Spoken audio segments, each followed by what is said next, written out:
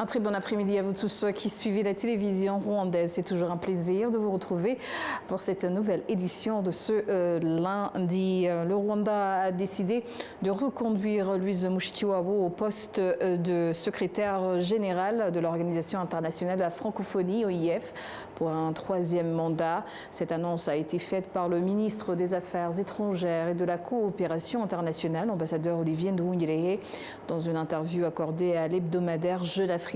Le deuxième mandat de Mme Mushikiwabo, élue secrétaire générale de l'OIF en 2022, s'achève donc cette année. Les candidatures sont ouvertes jusqu'en avril. Le Rwanda est le premier pays à prendre cette décision. Cette annonce a été faite 10 mois avant le 20e sommet des chefs d'État et du gouvernement de l'Organisation internationale de la francophonie qui se tiendra au Cambodge et lors duquel sera également élue la secrétaire générale de l'OIF. En 2018, Louise Mushikiwabo avait été élue à la tête de l'OIF pour un premier mandat de 4 ans lors de l'Assemblée générale de la francophonie à Erevan en Arménie et réélue en novembre 2022. Plusieurs États membres de l'OIF ont émis le souhait de voir Louise Mushikiwabo se représenter pour un troisième mandat. Cette reconnaissance représente donc un signal politique fort dont le Rwanda a pris acte, a ainsi indiqué le ministre Nduhungirehe au cours de cette interview. Au cours de cet entretien également avec l'hebdomadaire Jeune Afrique, le ministre Olivier Nduhungirehe a évoqué l'insécurité dans la région des Grands Lacs. La commission parlementaire en charge des finances et de contrôle de l'utilisation des fonds publics a entamé des discussions avec les différentes institutions de l'État à propos de l'utilisation du budget alloué aux activités de développement au cours des 6 derniers mois. Actuellement, les responsables de la ville de Kigali présentent à la commission un rapport sur l'utilisation des fonds alloués durant les 6 premiers mois de l'exercice budgétaire 2025-2026. Le conseil municipal de Kigali a voté un budget de 248 milliards de francs rwandais en seulement 6 mois depuis le début de l'exécution du budget 2025-2026. La ville de Kigali a expliqué à la commission l'utilisation du budget et des finances de plus de 109 044 milliards de francs rwandais, soit 48,2% du budget au 9 janvier 2026. Parmi les grands projets de développement visant à améliorer la vie des habitants et à transformer le visage de Kigali figure le projet d'amélioration du logement dans des secteurs tels que Gitega, Nyabisindu et Gatenga, réalisé à 31,77%. On peut également citer le projet d'amélioration des transports à Kigali, réalisé à 23,42%, et le projet d'amélioration du logement, notamment dans les secteurs de Rwezamenyo et Kinyinya, réalisé à 13,25%. La présidente de la commission du budget et des finances, l'honorable Uwamariya Odette, a indiqué que l'utilisation judicieuse du budget et des ressources de l'État contribuait à la réalisation des objectifs fixés par le pays. Certains membres du comité ont demandé à la ville de Kigali d'accélérer la mise en œuvre des projets inscrits au budget de cette année. Les députés ont sollicité des explications concernant certains projets, notamment la gare de Nyabugogo, des emprunts et d'autres pour lesquels la ville de Kigali revient régulièrement dans le budget, ainsi que sur des obstacles à leur réalisation. Cet exercice de suivi de l'utilisation du budget de l'État alloué au district par la ville de Kigali a débuté le lundi 12 janvier et devrait s'achever le 23 du même mois. L'objectif étant d'évaluer l'utilisation des fonds par ces institutions et d'identifier d'éventuels obstacles afin de pouvoir intervenir auprès des instances compétentes et contribuer ainsi à la réalisation des objectifs de développement du pays. Le ministère de l'Éducation a lancé une campagne d'hygiène scolaire intitulée Fresh Kwishuri. Le ministre de l'Éducation, Joseph Nsengimana, a lancé donc officiellement cette campagne ce lundi en district de Kicukiro, dans la ville de Kigali, à l'école groupe scolaire Kanembure.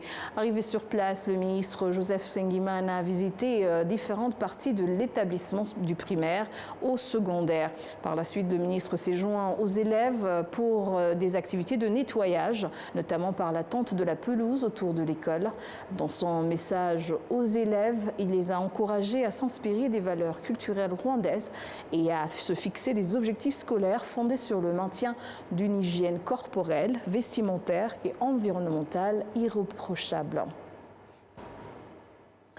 Les utilisateurs d'Internet et les bénéficiaires de divers services en ligne au Rwanda ont indiqué que la rapidité et le coût abordable de la connexion leur permettent de l'utiliser comme un véritable levier de développement, tout en les aidant à rester informés de l'actualité nationale et internationale. Jean-Benoît Michel pour le reportage. Wineza Usina utilise le Wi-Fi gratuit mis à disposition par la ville de Kigali dans une zone fréquentée par des véhicules motorisés. Elle estime qu'il s'agit d'un avantage majeur de pouvoir accéder à un Internet rapide et gratuit. Par exemple, l'arrivée de iShowSpeed, nous ne le connaissions pas auparavant. Nous l'avons découvert sur les réseaux sociaux. Internet aide donc les gens à connaître beaucoup de choses, notamment l'actualité et les influencers. Au-delà des Rwandais, les étrangers vivant au Rwanda saluent également l'accessibilité et la qualité d'Internet dans le pays. Aujourd'hui, j'ai accès à Internet. Je regarde des vidéos et je fais tout ce que je veux en ligne sans aucune difficulté. J'ai payé 5 000 francs rwandais pour l'Internet il y a 23 jours et je n'ai rencontré aucun problème. On m'a dit que son montant suffisait. Et effectivement, la connexion est disponible du matin au soir et elle est rapide. I see many different countries and many different situations. J'ai voyagé dans plusieurs pays, mais pour moi, avoir l'Internet est essentiel. Cela me permet de rester en contact avec ma famille, de suivre ce qui se passe au Rwanda et ailleurs, de regarder les films et de faire tout ce que je souhaite. Area is better for me because I can see movies. Un rapport d'une entreprise britannique nommée Cabo, spécialisée dans les études sur les technologies, indique que le Rwanda est le pays de la communauté de l'Afrique de l'Est disposa de l'Internet le plus rapide et le plus abordable. Le directeur général de la branche des technologies de l'information au sein de la Fédération du secteur privé, Alex Nare, affirme que les investissements réalisés par l'État dans l'expansion du réseau Internet ont eu un impact positif sur le développement du pays. Même dans les institutions financières, l'utilisation d'Internet est devenue incontournable.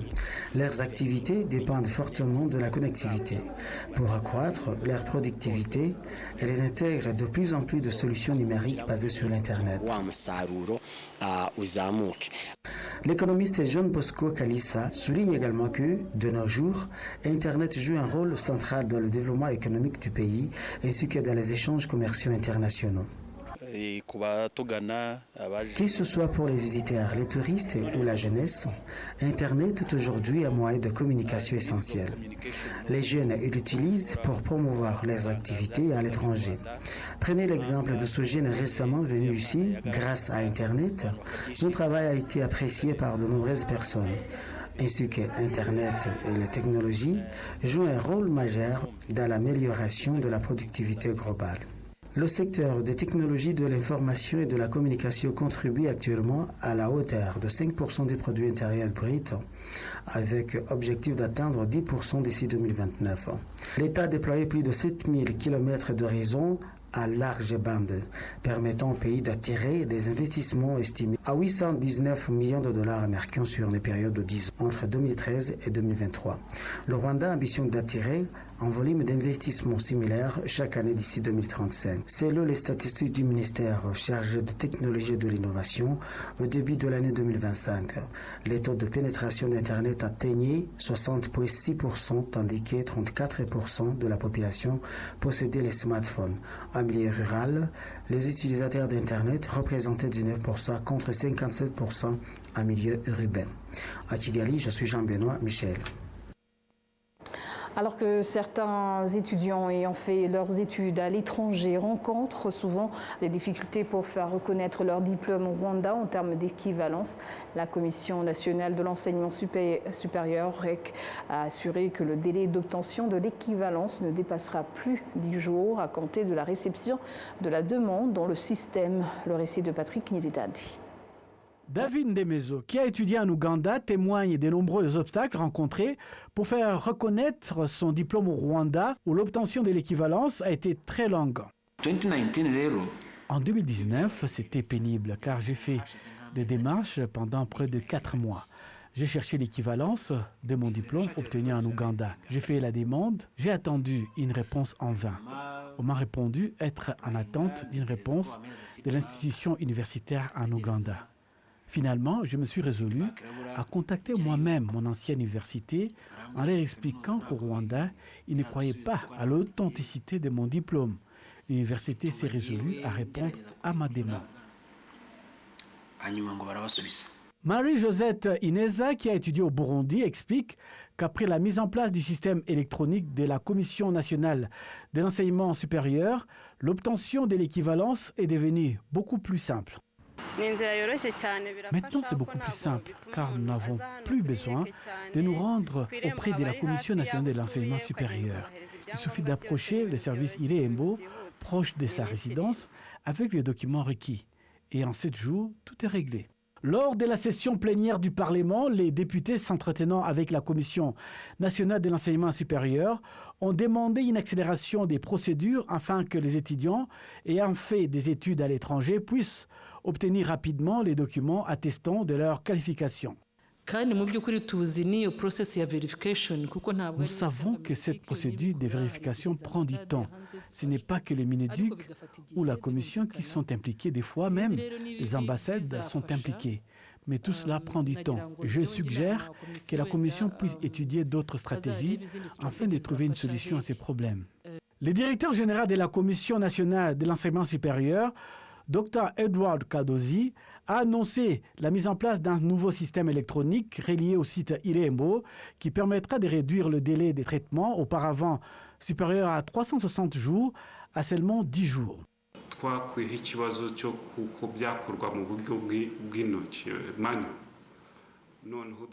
Nous avons supprimé la méthode manuelle et nous avons introduit une nouvelle technologie, c'est-à-dire une personne qui demande une équivalence passe par le service Irembo en utilisant une application et peut suivre en temps réel les différentes étapes. Avant, les demandeurs se rendaient auprès du service concerné et attendaient la réponse qui pouvait être négative ou positive.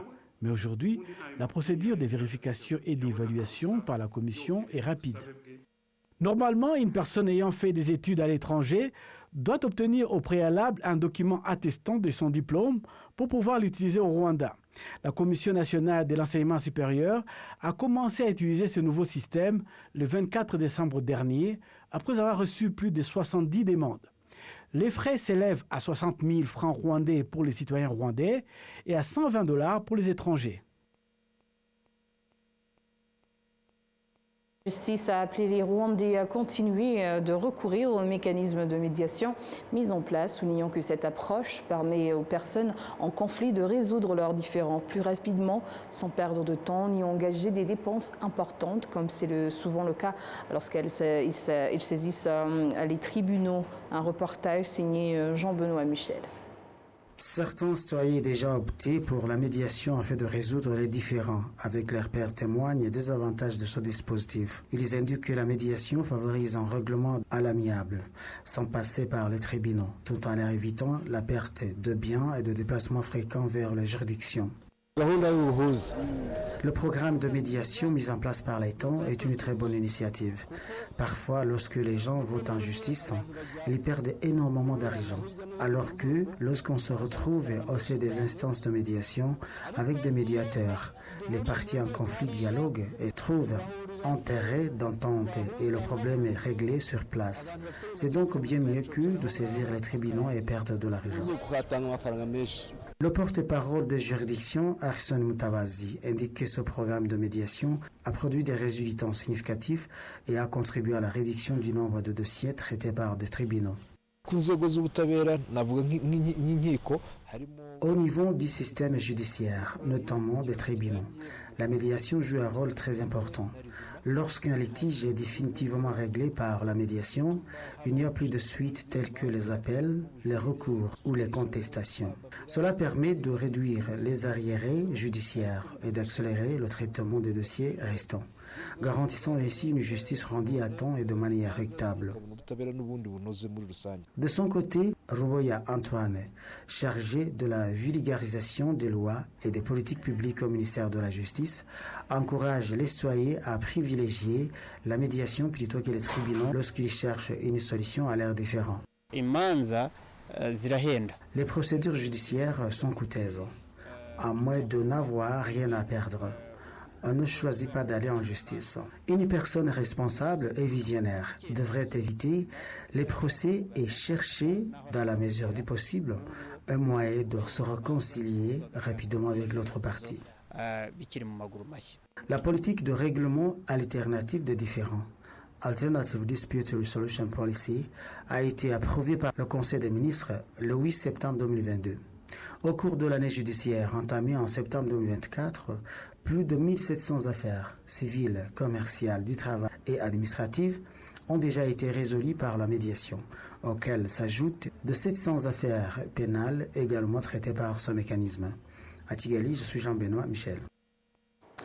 Dans les secteurs de Nyarudiengue et Guizamenyo, en district de Nyarudiengue, les populations ont demandé aux autorités compétentes de suivre de près la construction des marchés qu'ils attendent depuis 2 ans. Les précisions avec Patrick Nilidandi. Le marché des Biryogo en secteur Nyarudiengue a été démoli.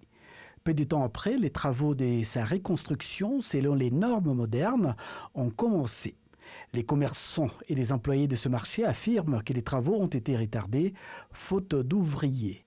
Nous étions heureux de savoir que cette infrastructure allait être construite à Biryogo, mais nous sommes tristes de voir la lenteur des travaux. Nous souhaitons que les travaux soient accélérés pour que notre marché moderne soit ouvert. Est-ce nécessaire d'attendre le passage du président pour encore faire la demande de la raison de la lenteur des travaux? Le même problème s'est produit pour le marché de Nyamirambo, situé juste après le quartier des Cosmos. Lui aussi a été démoli il y a 2 ans. Les commerçants se sont vus promettre la construction d'un nouveau marché, mais pour l'instant, il ne reste qu'une clôture et une place. Avant, avec nos ventes, dans l'ancien marché, nous pouvions subvenir à nos besoins essentiels et nous étions heureux, mais là, nous sommes déçus. Les commerçants de ces 2 marchés demandent aux autorités compétentes de suivre de près leur construction car ils espèrent un véritable développement. Nous avons ici des jeunes garçons et filles qui devraient pouvoir y travailler, mais comme l'édifice n'est pas encore achevé, nous ne pouvons pas y travailler. Lors d'un bref entretien téléphonique, l'entrepreneur chargé de la construction du marché de Nyamirambo a indiqué à Arabie que les travaux seraient achevés d'ici la fin de l'année, tandis que celui du marché de Biryogo a précisé que certains aspects de sa construction avaient été modifiés. Nous sommes en train de chercher de l'argent dans les banques car c'est un grand projet.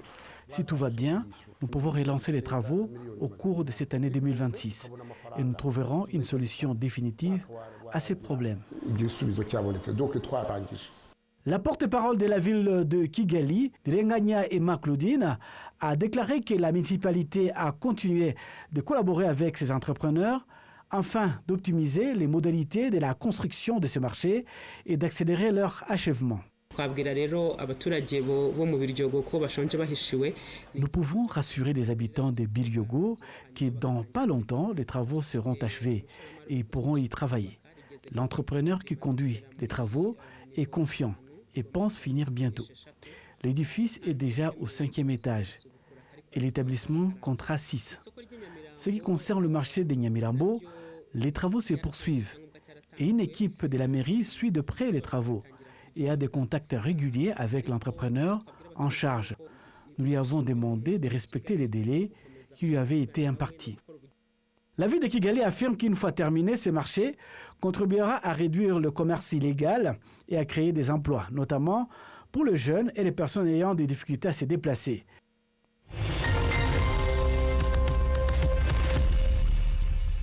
C'est sur ces images que nous clôturons cette grande édition. Au nom de toute l'équipe qui a contribué à sa réalisation, je vous remercie. Bonne poursuite des programmes de la télévision rwandaise.